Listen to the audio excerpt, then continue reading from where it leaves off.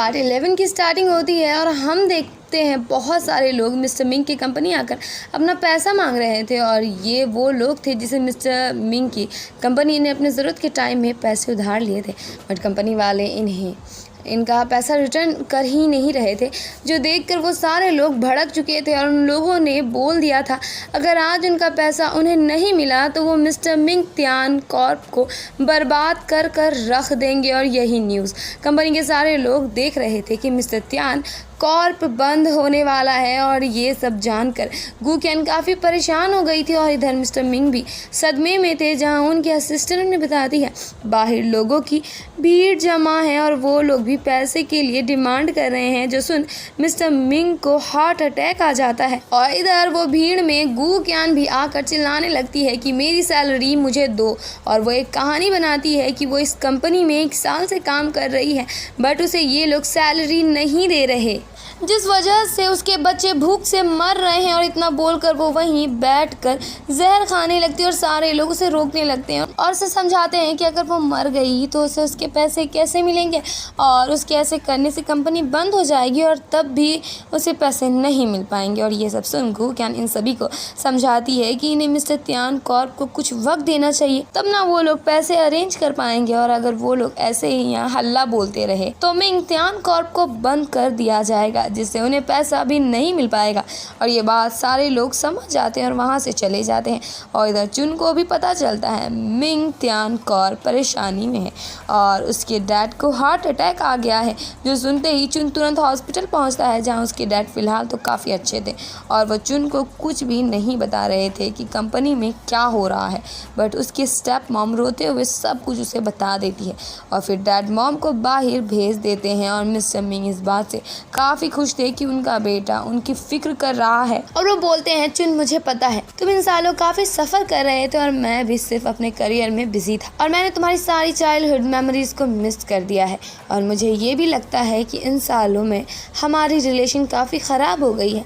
तुम्हारी मॉम बहुत ही जल्दी दुनिया छोड़कर चली गई और फिर मैंने तुम्हारी स्टेप मॉम से शादी कर ली, और तुम्हें पता है चुन तुम अभी भी बच्चे हो और मैं तुम्हारे लिए एक परफेक्ट मदर ढूंढना चाहता था और इसलिए ही मैंने तुम्हारी स्टेप मॉम से शादी की। तो चुन बोलता है पर डैड आपको पता है कोई भी औरत मेरी माँ की जगह नहीं ले सकती है जो मेरे दिल में उनके लिए है। और यहाँ पे दोनों बाप बेटे एक दूसरे को सॉरी बोलते हैं और इन दोनों का रिलेशन ठीक हो जाता है। और अब डैड चुन को मैंगजी को डेट करने को बोलते हैं बिकॉज अब ये उनका कंपनी का भी सवाल था। बट चुन बोलता है मैं जानता हूँ कंपनी अभी परेशानी में है लेकिन मैं उसे पसंद नहीं करता हूँ। तो मिस्टर मिंग बोलते हैं ये सिर्फ कंपनी की बात नहीं है, तुम्हारी फ्यूचर की भी है, क्या पता मैं कब मर जाऊँ, इसलिए मैं चाहता हूँ तुम सही लड़की के हाथ में चले जाओ जो तुम्हारी मेरे जाने के बाद भी केयर कर सके। और इधर मैंगजी अपने मॉम से मिलने के लिए आई थी, जहाँ वो उन्हें मिंग त्यान कॉर्प की सिचुएशन के बारे में बताती है और ये भी बताती है कि चुन और उसकी जल्द ही इंगेजमेंट होने वाली है, जो सुन मॉम बहुत खुश हो गई थी। और इधर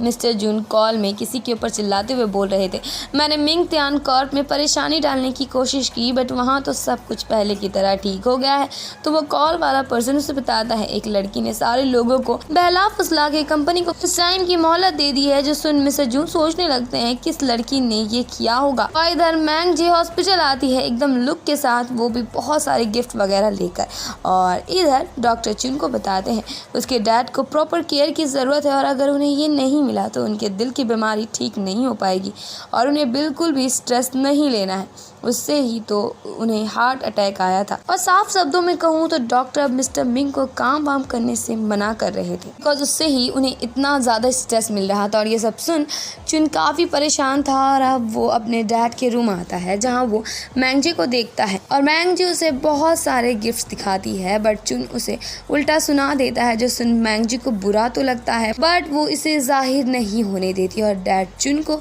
मैंगजी के लिए पानी लाने को बोलते हैं और मॉम बोलती है मैंगजी तुम्हारी पर्सनालिटी बहुत अच्छी है, तुम जेंटल के साथ सुंदर भी हो, अंकल मिंग और हम दोनों को तुम बहुत पसंद हो। और ये सब सुन चुन का दिमाग खराब हो रहा था और मैंगजी बोलती है आप लोग चिंता मत करो कंपनी को लेकर, मेरे डैड ने अनाउंस कर दिया है अब हम लोग जल्द ही एक फैमिली बनने वाले हैं और इसलिए वो ज़रूर आपके कंपनी को सेव करेंगे। तो मिस्टर मिंग बोलते हैं हम लोग जल्द ही तुम्हारी फैमिली से मिलेंगे एंगेजमेंट की डेट फिक्स करने के लिए, जो सुन मैंगजी तो बड़ी खुश हो जाती है। और इधर यूहान बहुत मेहनत से पढ़ाई कर रहा था और वो इस बार अपने न्यू एग्ज़ाम को क्लियर कर अपने अच्छे फ्यूचर के लिए बिल्कुल रेडी था और ये सब वो सिर्फ और सिर्फ गुक्यान को अपना बनाने के लिए कर रहा था। और इधर गुक्यान की मदर के पैर में चोट आ गई थी और वो इसलिए बिकॉज उनके घर का बल्ब ख़राब हो गया था, जिस वजह से वो सीढ़ी से टकरा गई थी। और ये सब देख लियाओले और गुक्यान टेंशन में आ गए थे, बट लियाओले को इस घर के ओनर में बहुत गुस्सा आ रहा था।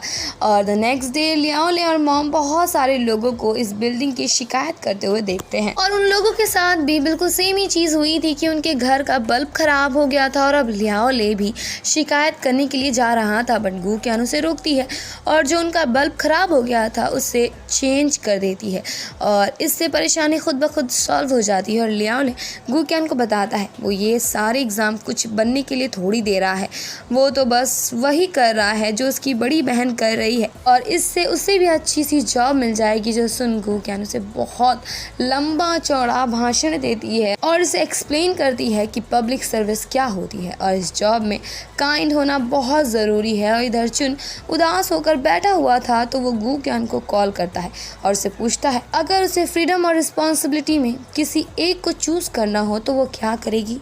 गुक्यान बोलती है अगर सिचुएशन बहुत ख़राब हुई तो मैं रिस्पॉन्सिबिलिटी को चूज़ करूँगी, वैसे भी इस दुनिया में रहना है तो रिस्पॉन्सिबिलिटी लेना बहुत ही ज़रूरी है। तो ये सुन चुन मन में सोचता है अगर रिस्पॉन्सिबिलिटी की वजह से मुझे मेरे प्यार को छोड़ना पड़े और दूसरी लड़की से शादी करना पड़े जिसे मैं पसंद नहीं करता हूँ तो क्या वो सही रहेगा। और अब चुन सोच में पड़ा था जहाँ उसके पास श्याओ आती है और उसे काफ़ी भूख लग रही थी, इसलिए वो उसे उसके साथ रेस्टोरेंट चलने को बोलती है तो चुन उसके साथ रेस्टोरेंट चला जाता है और हम वहाँ बहुत ही टेस्टी फूड्स बनते हुए देखते हैं और ये दोनों वहाँ का खाना पेट भर के खाते हैं। और श्याओ उसे बताती है स्टॉक के प्राइस बहुत ही ज़्यादा गिर गए हैं, इसलिए मॉम डैड जल्द ही उसकी शादी मैंगजी से करवा देंगे जिससे कंपनी के स्टॉक वापस पहले की तरह ठीक हो पाएँ। और ये सुनकर चुन को बिल्कुल अच्छा नहीं लगता तो श्याओ बोलती है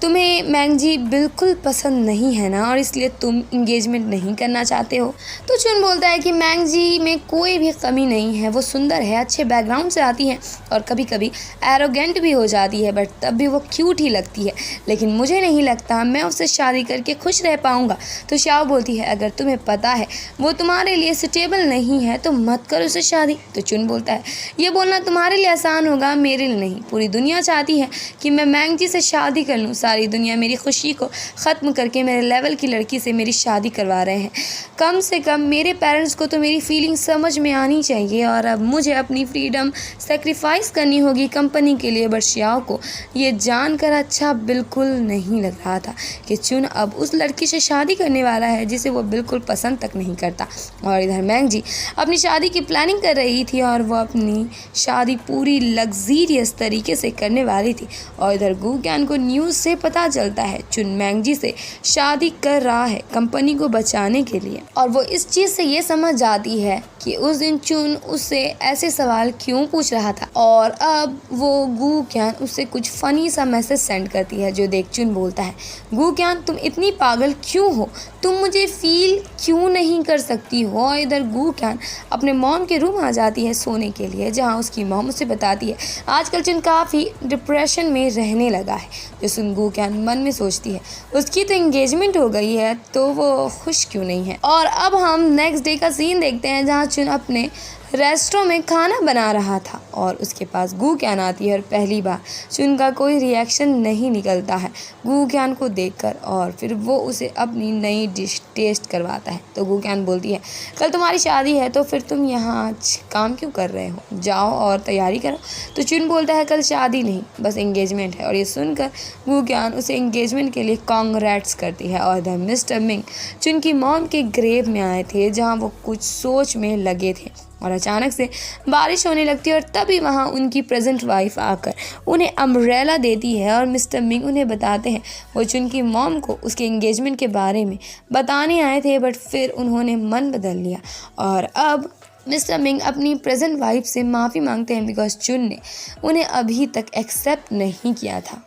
तो मॉम बोलती है इससे फ़र्क नहीं पड़ता चाहे चुन ने मुझे अपनी मॉम की तौर पे एक्सेप्ट ना किया हो, बट मुझे मौका मिला तुम्हारी वाइफ बनने का और फिर शाओ को पैदा करने का, और इतना ही मेरे लिए काफ़ी था। और अब नेक्स्ट डे का सीन देख पाते हैं जहाँ मैंग जी अपने इंगेजमेंट के लिए तैयार हो गई थी और वो सच में काफ़ी प्यारी भी लग रही थी। और वह अपनी मॉम को बोलती है, मुझे नहीं लगता चुन मेरे से इंगेजमेंट करना चाहता है, बिकॉज जितना भी कुछ था सब मैंने अकेले अरेंज किया है। वो इंगेजमेंट को लेकर कुछ पूछने तक नहीं आया था। तो मॉम बोलती हैं, ऐसा तुम्हें इसलिए लग रहा है बिकॉज तुम उसे बहुत पसंद करती हो। और अब ये दोनों माँ बेटी इस बात से दुखी हो जाती हैं कि मैंग जी के बायोलॉजिकल फादर उसकी वेडिंग नहीं देख सके, बट मॉम मिस्टर जून को भी मैंग जी के ही फादर समझती थी, बिकॉज उनके हिसाब से मिस्टर जून ने भी उनके लिए बहुत कुछ किया था और वो उसकी तारीफें करने लगती है। बट मैंग जी उनका मुंह बंद करवा देती है, बिकॉज वो मिस्टर जून को मानती ज़रूर थी, बट उसके लिए उसके बायोलॉजिकल फादर ही उसके डैड थे। और चुन भी रेडी हो गया था इंगेजमेंट के लिए, जहाँ उसे वो बहुत ही ज़्यादा हैंडसम लग रहा था और वो बस यही सोच रहा था कि वो इतना हैंडसम है, लेकिन कैसे गू क्यान उसके प्यार में नहीं पड़ी। और तभी वहाँ उसकी बहन आकर उसकी तारीफ़ें करने लगती है और उसे एक टॉफ़ी देती है और चुन उसे अपनी दुखी बातें शेयर करने लगता है। उधर गू क्यान को बस चुन के साथ बिताए हुए सारी मेमोरी याद आ रही थी, जो सब याद कर वो परेशान हो जाती है। और इधर हम इंगेजमेंट हॉल में दोनों फैमिली को बात करते हुए देख पाते हैं और अब इंगेजमेंट सेरेमनी स्टार्ट हो जाती है, जहाँ चुन और मैंग जी एक साथ आते हैं और फिर दोनों एक दूसरे को रिंग पहनाते हैं और इन दोनों की इंगेजमेंट हो जाती है, जिससे मैंग जी तो बहुत खुश थी, बट चुन बिल्कुल भी खुश नहीं था और मिस्टर मिंग को भी उसके लिए बहुत बुरा लग रहा था। और इसी के साथ इस पार्ट की एंडिंग हो जाती है। There was a time when you had me falling to the ground.